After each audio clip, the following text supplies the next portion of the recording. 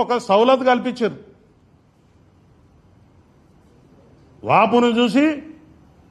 వాపును చూసి బలమని పొంగిపోదు. మీకు అంతా వాపే. అది ఎప్పుడు పోతుందో ఆ గాడుపు పోతుంది.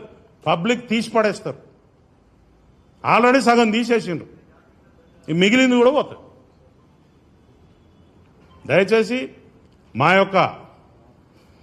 మా కుటుంబాల నుంచి ప్రతినిధిగా నేను మాట్లాడుతున్నా. పోలీసు వారిని కించపరిచేలాగా కానీ, అవమానించేలాగా కానీ, లేకపోతే బెదిరించేలాగా కానీ ఎవరైనా ప్రవర్తన చేస్తే మాత్రం అది మీ బొంద మీరే దాక్కున్నట్టు అవుతుంది. ఈసారి నుంచి ఉపేక్షించేది లేదు.